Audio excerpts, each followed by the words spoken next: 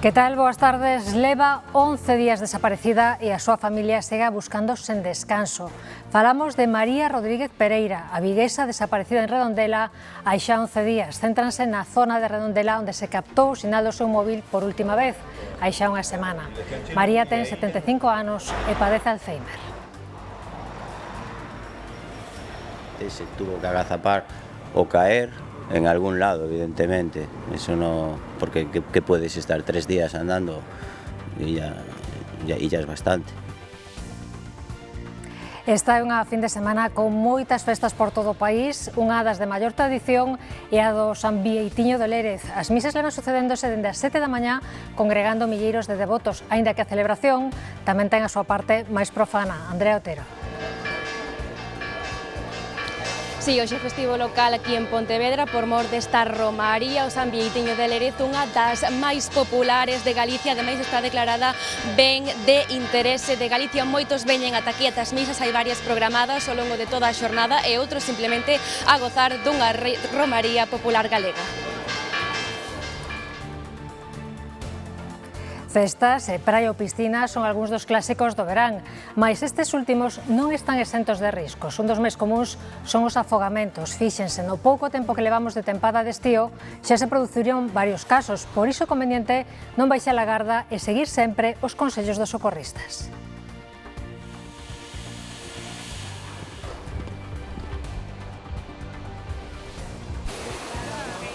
Los socorristas valoramos moito a perigosidade do mar e ter moi presentes as recomendacións que nos facemos. Nós sempre vamos a estar vigilando e facendo labores de prevención e intentar seguir as nosas recomendacións.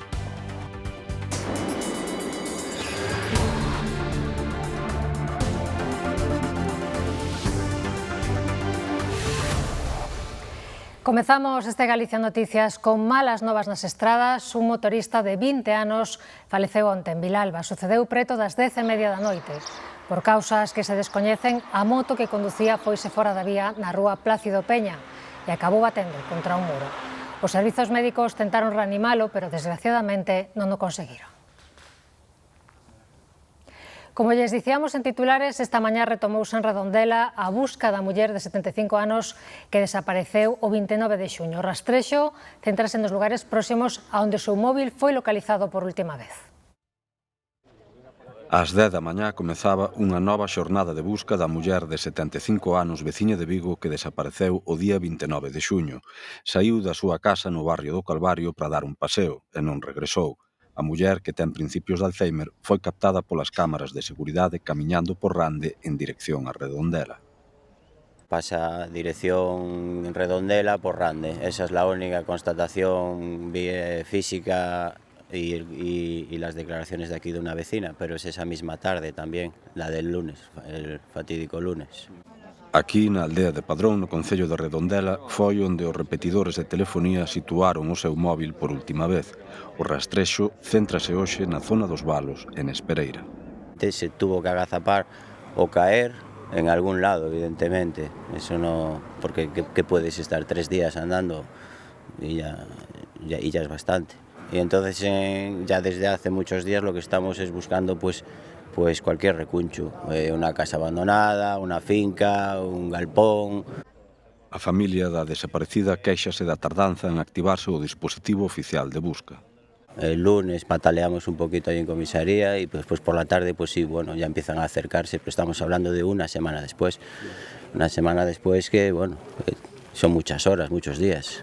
No dispositivo de busca participan alrededor de 50 voluntarios e efectivos da Policía Nacional. Cambiamos de asunto, hoxe debemos estar moi atentos ao tempo porque a maior parte de Galicia está baixo algún tipo de aviso meteorolóxico. Nunhas zonas é pola calor e noutras polas treboadas. Demetrio Morenza. É o caso de aquí, de Santiago de Compostela.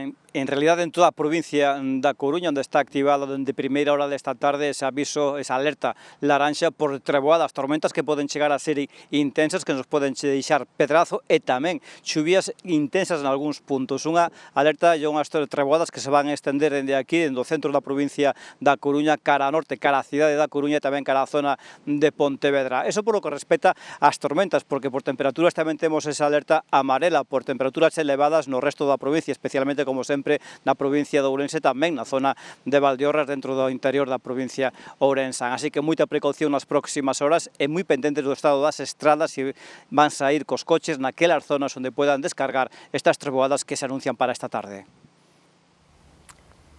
Grazas, Demetrio. E como está previsto, acaba chovendo, isto serviría para aliviar a situación de moitos concellos que están tendo que restringir o uso da auga. Pasa en Baiona, onde nestes meses se multiplica a poboación por mor do turismo. Isto obriga a limitar o consumo para conseguir que o encoro da Baíña dé abastecido a toda a veciñanza.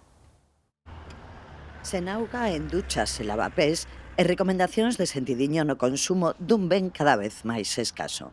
Baiona comeza a temporada estival con restriccións. Temos que ser conscientes que, aínda que choveu moito, a agua pode chegar a fallar. Agora no verán aumenta moito o turismo. O que non conoceu o de antes, pois non lle importa gastar agua, porque xa viviu con ela. Pero nós non tiñamos agua, había que ir a ela ao pozo.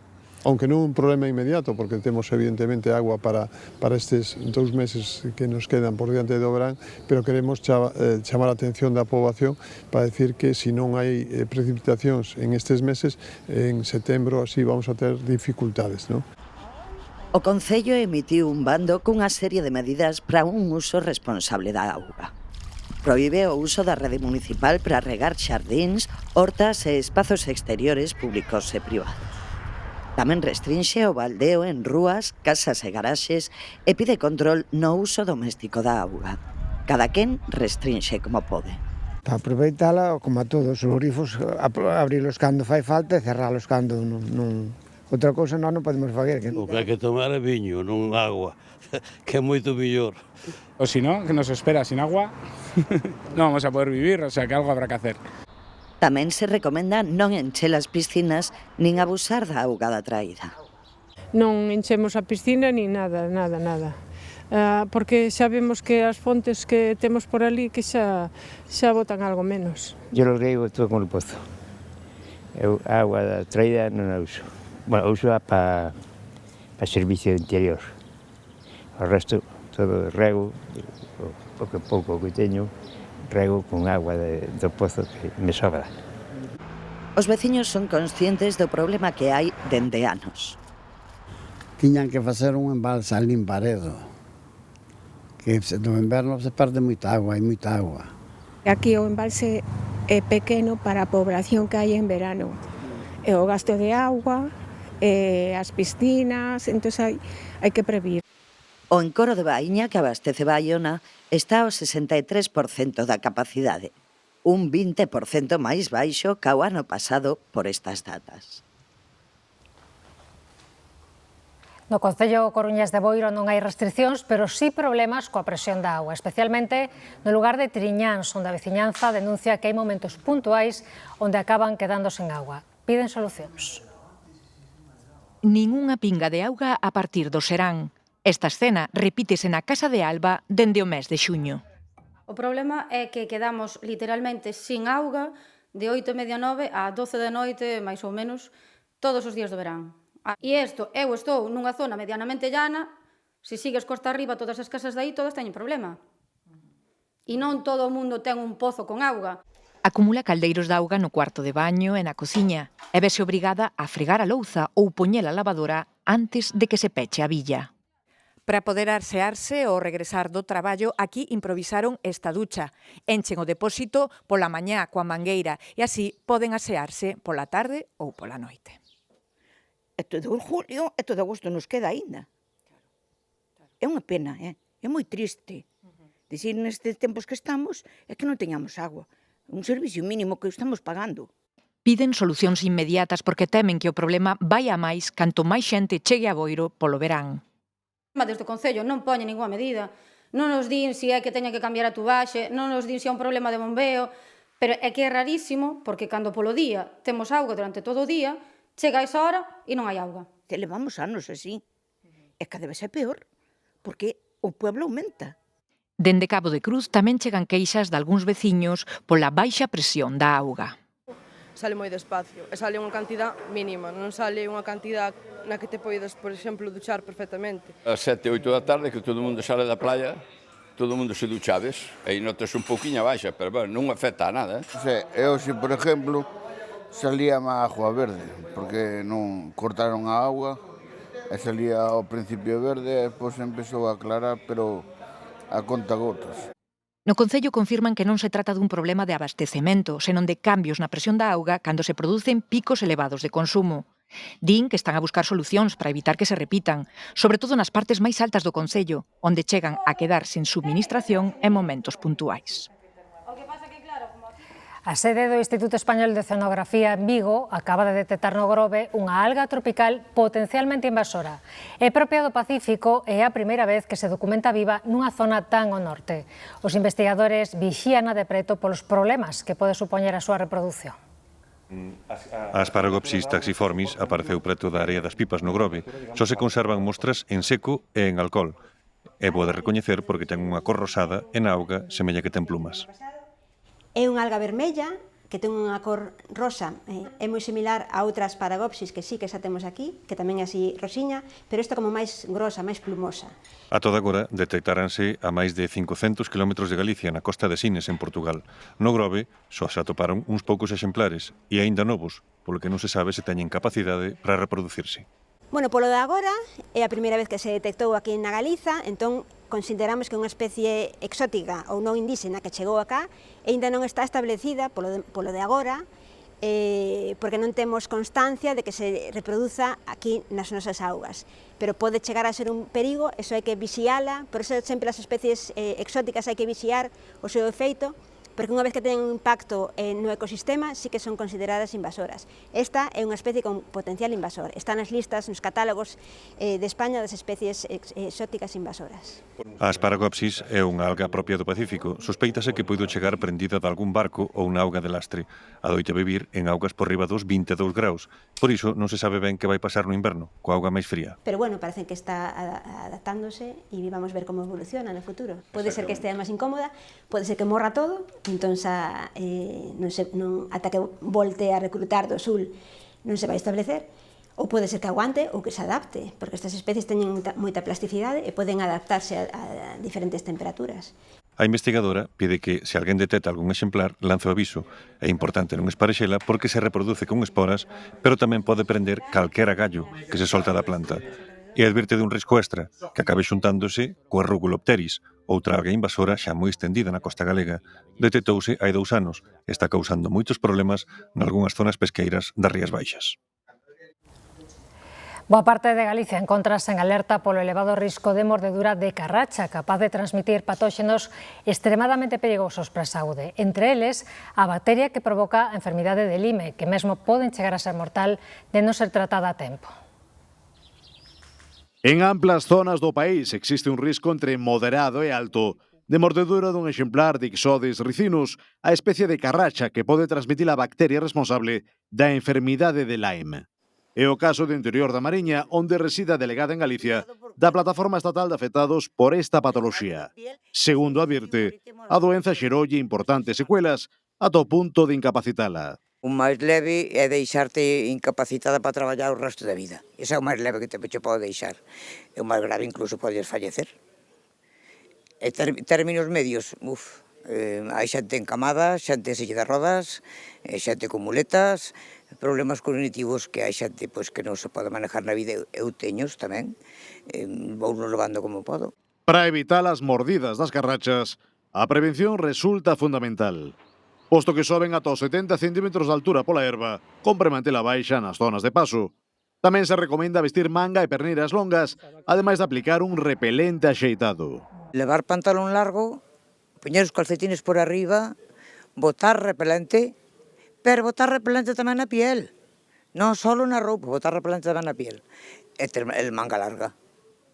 Se botar repelente na piel e botar repelente na roupa, eu casi me atrevo a dicir que é complicado que che pique unha carapata. Pero é que as hai montos. Malia as precaucións tomadas, as carrachas poden chegar a morder o anfitrión. Para extraelas non vale facelo de calquera forma, polo que non está de máis acudir a un centro médico. Es necesario que se utilice una pinza fina y lo enganchemos por la parte más próxima a la piel y haciendo pequeños tirones ascendentes, y vamos tirando despacio de forma ascendente hasta que se suelten. Porque si utilizamos cualquier otro sistema corremos el riesgo de que la garrapata regurgite y al regurgitar tenemos más posibilidades de que nos contagie alguna enfermedad.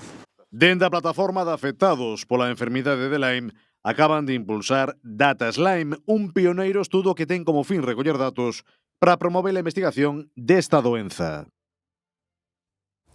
E o que invade os veciños de Bemil, en Caldas de Reis, son as moscas e os fedores dunha granxa de polos. Denuncian que nin poden abrir as fiestras das casas e que a situación aínda se agrava máis durante os días de calor.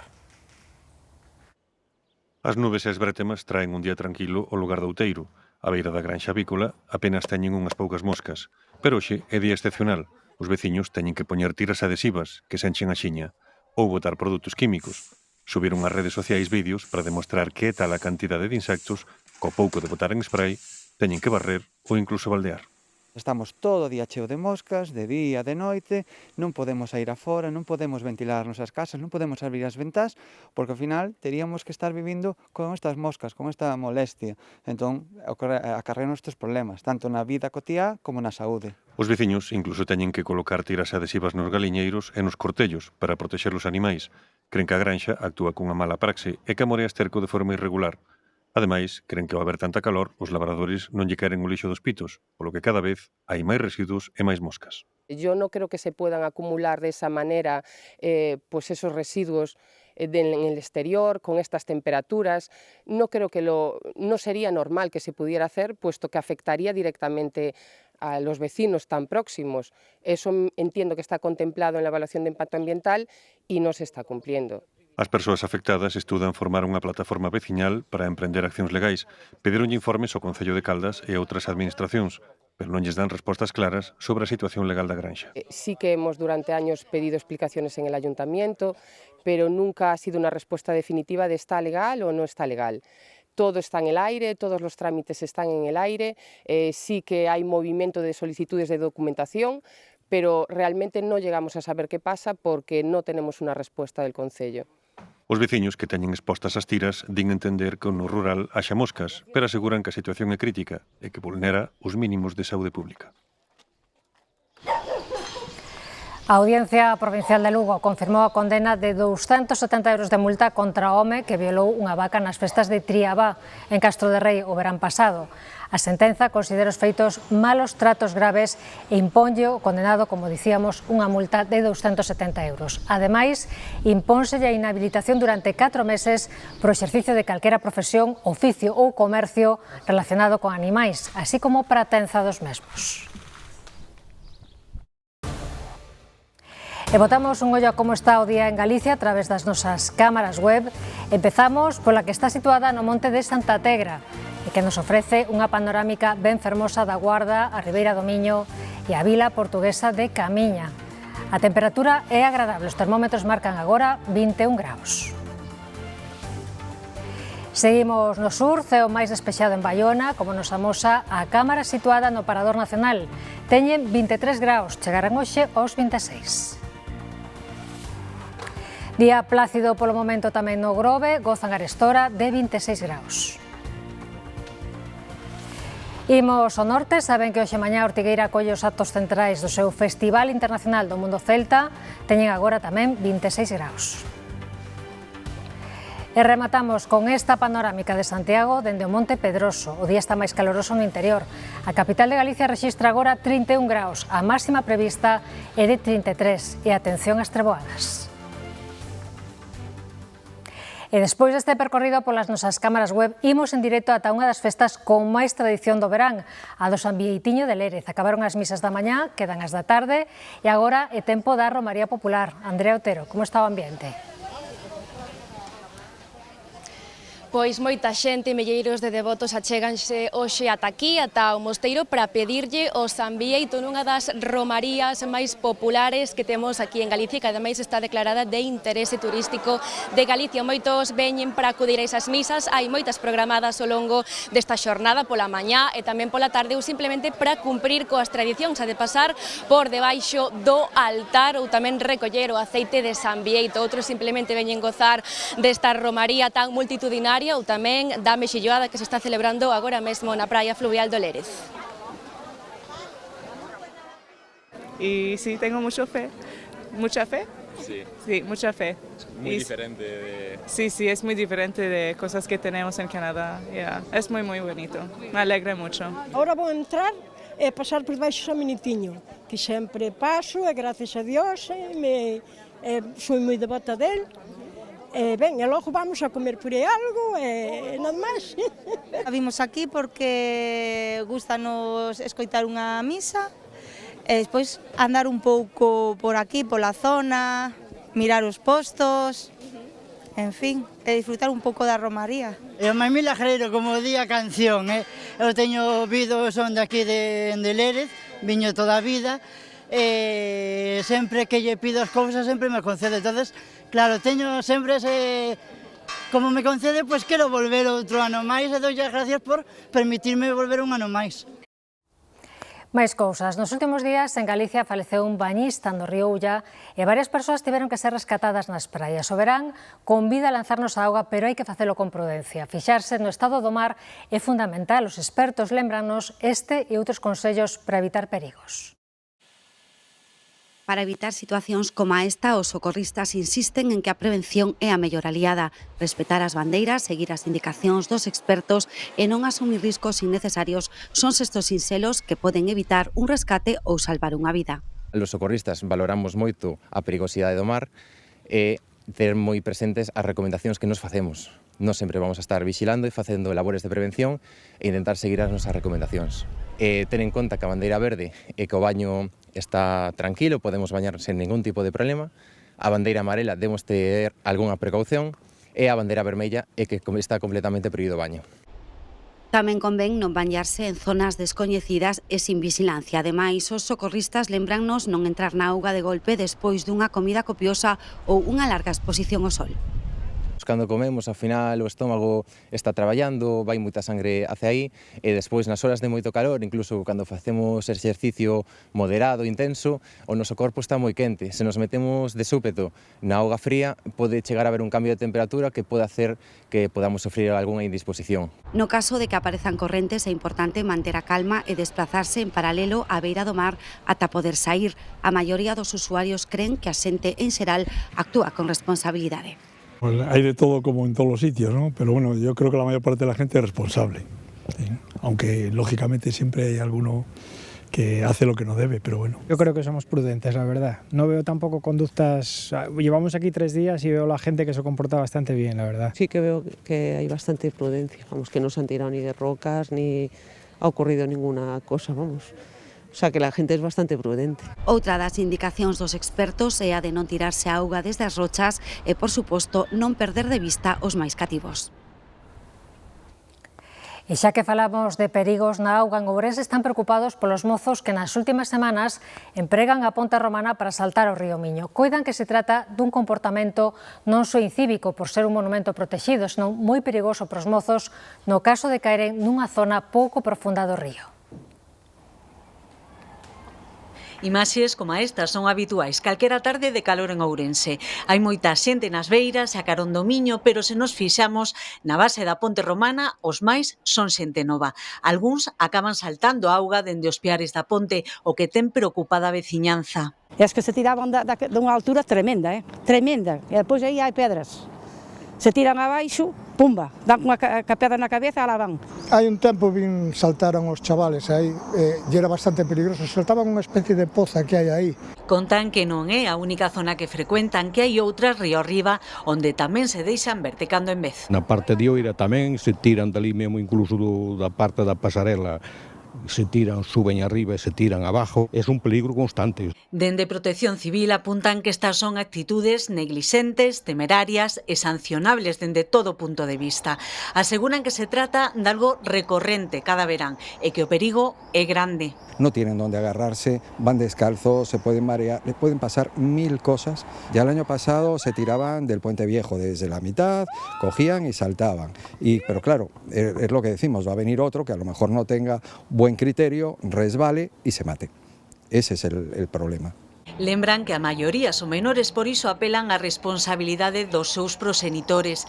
Por outro lado, hai quen pensa que unha maior vigilancia da zona podería evitar situacións como esta. Pero tendrá que haber algunha vigilancia para que o impidan, non?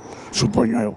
Que vai ser difícil que lle fagan caso tamén, pero al menos están advertidos do que pode haber, o peligro que hai, claro. Dende Protección Civil lembran que Ourense conta con numerosas zonas de baño, como as piscinas, as praias fluviais ou as pozas, onde os usuarios poden refrescarse sen poñerse en risco.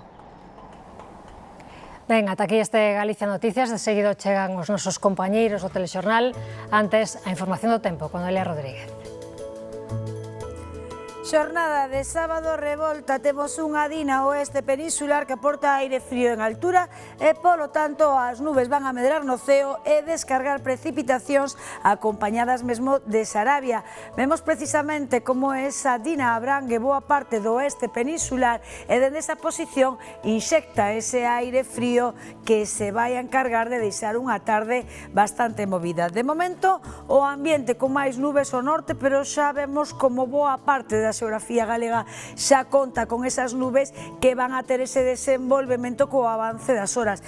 En superficie, aire quente, sobe para esas capas máis altas da atmosfera, choca co aire frío e, polo tanto, é a combinación perfecta para que haxa unha tarde treboenta. De feito, agardamos que se poidan registrar en boa parte do territorio, sendo a provincia da Coruña onde agardamos a peor parte, onde os trebóns poden deixar en menos dunha hora 30 litros por metro cadrado. Tamén puntualmente poden deixar algo de Sarabia e, asociado a eses fenómenos, refachos significativos de vento. Cara ao sur, ambiente cuberto, tamén posibilidade de algunha treboada que se poida escapar, pero sobre todo o sur da provincia de Lugo, Bacía do Miño de Ourense, noroeste desta provincia, o que temos é aviso por altas temperaturas máximas que poden superar os 36 graus. Temos precisamente previstos eses 36 para Castrelo de Miño. En áreas centrais de Galicia, en torno aos 34, por exemplo, en Portomarín. Cara ao norte tamén temos en Narón esa marca de 30 graus, Ortigueira 25, 23 Ribadeo, e vemos como no sur van tamén a superar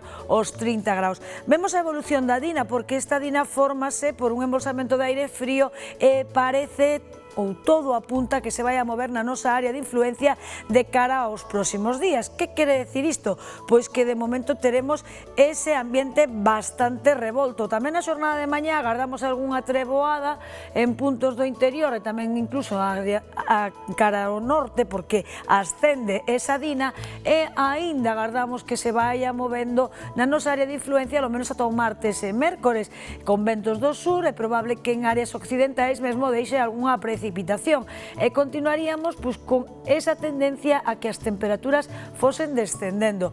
Vemos que esa dina aínda na xornada do martes, situada en áreas do noroeste, afectaría de cheo a Galicia.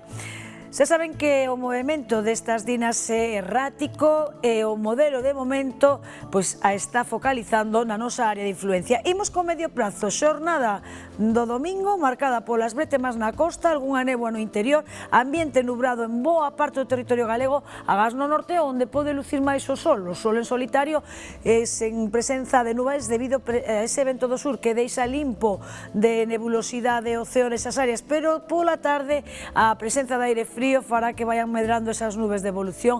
É probable que en áreas da Fonsagrada cara ao norte poida haber algún fenómeno treboento sen desbotalos no resto do interior de Galicia.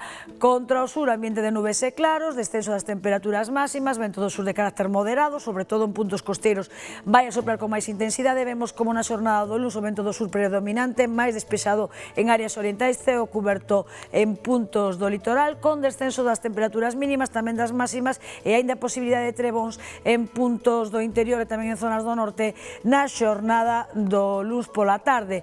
Martes, néboas en puntos costeiros, algunha precipitación feble nesas áreas, no resto nubes e máis despexado no leste e no norte, temperaturas que se manteñen e pola tarde aínda pode haber algún chubasco, sobre todo en áreas do norte, ambiente de nubes e claros e máis despexado cara ao sur, pero que está claro que nesta fin de semana na que a Dina xa comeza a traballar a nosa área de influencia vai a estar revolta.